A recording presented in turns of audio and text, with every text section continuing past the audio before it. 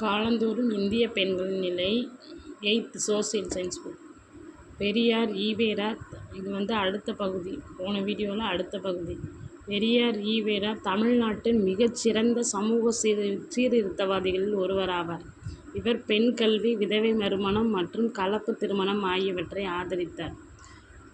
தமிழ்நாட்டோட மிகச்சிறந்த சமூக சீர்திருத்தவாதி யாருன்னா பெரியார். அவர் எதெல்லாம் ஆதரிக்கிறாருன்னு பாருங்கள். பெண் கல்வி, விதவை மறுமணம் மற்றும் கலப்பு திருமணம். பெண்களுக்கு கல்வி கொடுக்கணும்னு சொன்னார். விதவைகள் மறுமணம் செஞ்சுக்கலாம் அப்படின்னு முடிவு பண்ணார். கலப்பு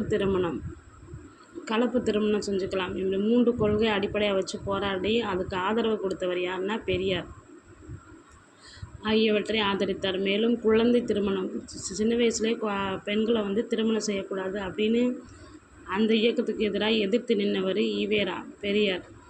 பெண் சீர்திருத்தவாதிகள். பெரும்பாலான சீர்திருத்த இயக்கங்களான பிரம்ம சமாஜம் எப்போ தொடங்கப்படுது? 1828. பிரார்த்தனை சமாஜம் 1867 மற்றும் ஆரிய சமாஜம் 75 போன்றவை ஆண் சீர்திருத்தவாதிகளால் வழி நடத்தப்பட்டன. பிரம்ம சமாஜம் 1828, பிரார்த்தனை சமாஜம் 1867, ஆரிய சமாஜம் 1875. இது ரொம்ப முக்கியம். பிரம்ம சமாஜத்தை எப்போ கொண்டு வந்தாங்க? 1828ஆம் ஆண்டு. பிரார்த்தனை சமாஜம் 1867, ஆரிய சமாஜம் 1875. இது யாரால் கொண்டு வரப்பட்டுச்சுன்னா ஆண் சீர்திருத்தவாதிகளால் வழி நடத்தப்பட்டன. அவர்கள் பெண்கள் சுதந்திரம் மற்றும் வளர்ச்சியில் ஒரு எல்லையை நிர்ணயித்தனர். பண்டித ராமாபாய், ருக்மாபாய் மற்றும் தாராபாய் சிண்டே போன்ற பெண் சீர்திருத்தவாதிகள் மேலும் அதை விரிவுபடுத்த முயற்சித்தனர். பெண்களுக்கு சீர்திருத்தம் கொண்டு வரணும்னு நினச்சவங்க ஆண்கள். அவங்க ஏற்படுத்துறது தான் பிரம்ம சமாஜம், பிரார்த்தனா சமாஜம், ஆரிய சமாஜம். அதுக்கப்புறம் பெண் சீர்திருத்தவாதிகளும் வர்றாங்க. யாருன்னா பண்டித ராமாபாய், ருக்மாபாய், தாராபாய் சிண்டே போன்ற பெண் சீர்திருத்தவாதிகள் மேலும் அதை விரிவுபடுத்த முயற்சி செய்தனர்.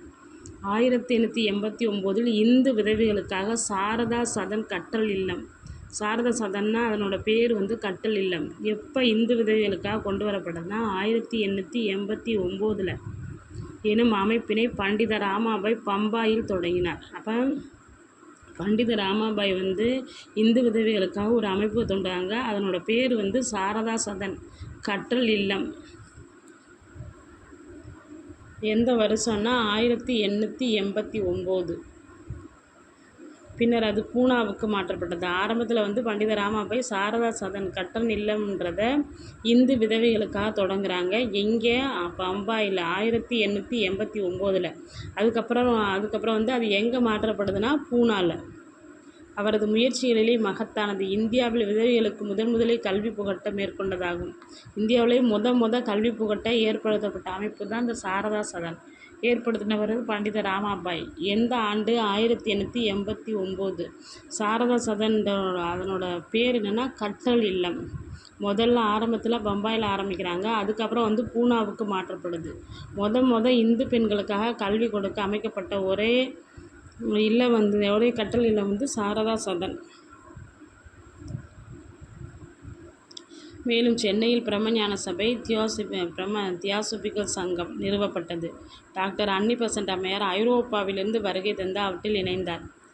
அப்போ அன்னிபெசன்ட் அம்மையார் எங்கேருந்து? ஐரோப்பாவிலேருந்து எதில் இணைஞ்சிருக்காங்கன்னா பிரம்மஞான சபையில். இச்சங்கமும் பொது சமூக சீர்திருத்த திட்டத்தை உருவாக்கியது.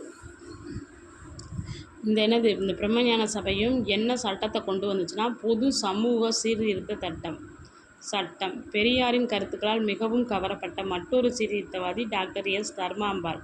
அவர் விதவை மறுமணத்தை செயல்படுத்துவதிலும் பெண் கல்வியிலும் மிகுந்த ஆர்வம் காட்டினார். அது பெரியாரோட கருத்துக்களால் அதிகமாக கவரப்பட்டது யாருன்னா மற்றொரு சீர்திருத்தவாதி டாக்டர் எஸ். தர்மாம்பாள். அவர் விதவை மறுமணத்தை செயல்படுத்துவதிலும் பெண் கல்வியிலும் மிகுந்த ஆர்வம் காட்டினார். சீர்திருத்தவாதி டாக்டர் முத்துலட்சுமி அம்மையாருடன் இணைந்து தேவதாசி முறைக்கு எதிராக மூவலூர் ராமாமிர்தம் அம்மையார் குரல் எழுப்பினார். அதாவது சீர்திருத்தவனை ஆரம்பத்தில் டாக்டர் எஸ். தர்மாம்பாள் என்ன பண்ணாங்க? பெரியாரோட கருத்துக்களால் ஈர்க்கப்பட்டு எதுக்கு ஆதரவாக நிற்கிறாங்கன்னா ஒன்று விதவை மறுமணத்தை செயல்படுத்துவதிலும் பெண் கல்வியிலையும் ஆர்வம் காட்டுறாங்க. அவங்களுக்கு அப்புறம் வந்த சீர்திருத்தவாதி யாருன்னா டாக்டர் முத்துலட்சுமி அம்மையார். இவங்க என்ன செய்கிறாங்கன்னா தேவதாசி முறையை ஒழிக்கணும் அப்படின்னு அதுக்கு எதிராக போராடுறாங்க. முத்துலட்சுமி அம்மையாரோட சேர்ந்து போராடினாங்க மூவலூர் ராமாமிர்தம் அம்மையார். அம்மையார் அவர்களது நினைவாக தமிழக அரசு மூவலூர் ராமாமிர்தம் அம்மையார்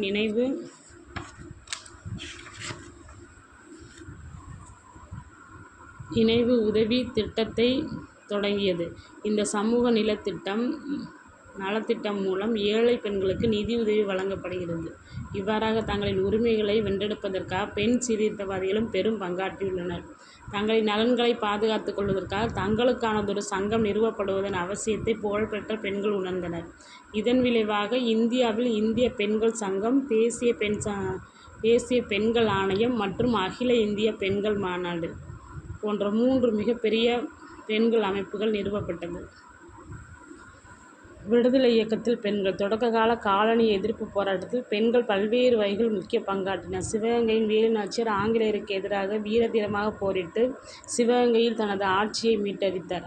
சிவகங்கையில் ஆங்கிலேயருக்கு எதிராக போராடி வெற்றி பெற்றவர் யாருன்னு கேட்டால், சிவகங்கையை தனது ஆட்சியில் மீட்டெடுத்தவர் யாருன்னு கேட்டால் வீரமங்கை வேலுநாச்சியார். 1857ஆம் ஆண்டு ஆங்கிலேயருக்கு எதிரான போராட்டத்தில் பேகம், ஹஸ்ரத் மஹால், ஜான்சியின் ராணி லட்சுமிபாய் போன்றோர் ஆயுதமேந்தி போராடினர். விடுதலை போராட்டத்தில் ஆயிரக்கணக்கான பெண்கள் அயல்நாட்டு பொருட்களை புறக்கணித்தல், ஊர்வலங்களில் கலந்து கொள்வது, சட்டங்களை மீறுதல் மூலம் தடியடிப்பட்டு சிறைக்கு சென்றனர். விடுதலை போராட்டத்தில் அவர்களது பங்களிப்பு வெகுஜன தன்மையில் புதிய பரிணாமத்தை சேர்த்தது. இப்போ சீர்திருத்த இயக்கத்தோட தாக்கம் இந்தியாவில் என்னென்னா, 1 பெண்களோட விடுதலையில் குறிப்பிடத்தக்க முன்னேற்றத்தை ஏற்படுத்தினாங்க. 2 மக்களிடையே தேசிய விழிப்புணர்வு உருவாக்கியது. தியாகம், சேவை மற்றும் பகுத்தறிவு உணர்வு ஆகியவற்றை உருவாக்கியது. சதி மற்றும் பெண் சிசுக்கொலை ஆகியவை சட்ட விரோதமாக்கப்பட்டது. விதவை மறுமணம் செய்ய அனுமதிக்கப்பட்டனர். சுதந்திர இந்தியாவில் பெண்கள். இந்தியாவில் பெண்கள் தற்போது கல்வி, அரசியல், மருத்துவம், கலாச்சாரம், சேவைத்துறைகள், அறிவியல் மற்றும் தொழில்நுட்பம் உட்பட அனைத்து துறைகளிலும் பங்கேற்கின்றனர்.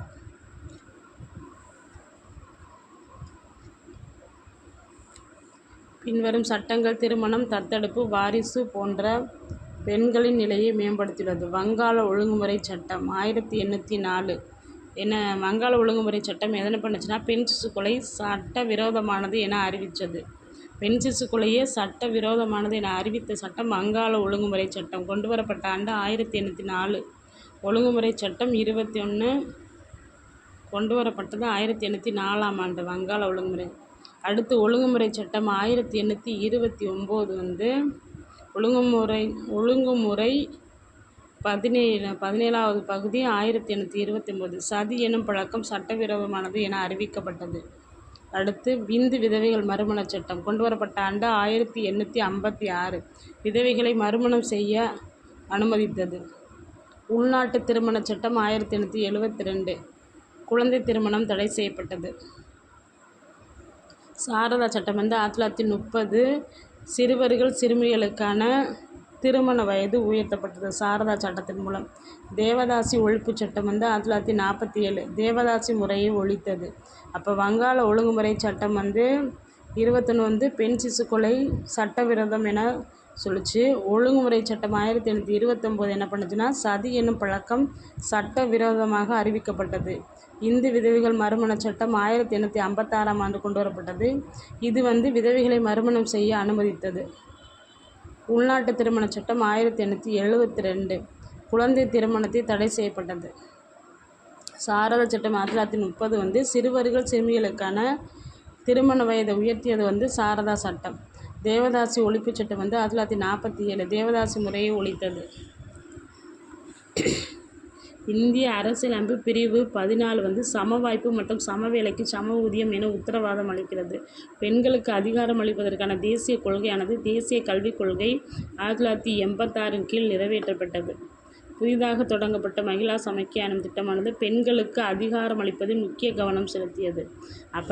சம வேலைக்கு சம ஊதியம்ன்றதை சொல்கிற சட்ட பிரிவு 14 பெண்களுக்கு அதிகாரம் அளிப்பதற்கு தேசிய கல்விக் கொள்கை எப்போ நிறைவேற்றப்பட்டுச்சுன்னா 1986. புதிதாக தொடங்கப்பட்ட மகிழா சமக்கியா இந்த திட்டம் எதுக்காக பெண்களுக்கு தொடங்கப்பட்டதுன்னா, பெண்களுக்கு அதிகாரம் அளிப்பதில் மகிழா சமக்கியா திட்டம் முக்கியத்துவம் செலுத்துது. பெண்களுக்கு 33% இடத்தை ஒதுக்கியது பெண்களின் சமூக அரசியல் செல்வாக்கு முன்னேற்றத்தை ஏற்படுத்தியது. ஜனவரி 1992 பெண்களுக்கான தேசிய ஆணையம் அமைக்கப்பட்டது. பெண்களுக்கான தேசிய ஆணையம் எப்போ ஏற்படுத்தப்பட்டதுன்னா 1992. பெண்கள் தொடர்பான சட்டங்களை மறு ஆய்வு செய்வது, பெண்களுக்கு எதிரான அநீதிகள் மற்றும் உரிமைகள் மறுப்பு குறித்த தனி புகார்களில் தலையிடுவது இதன் முக்கிய பணிகள்.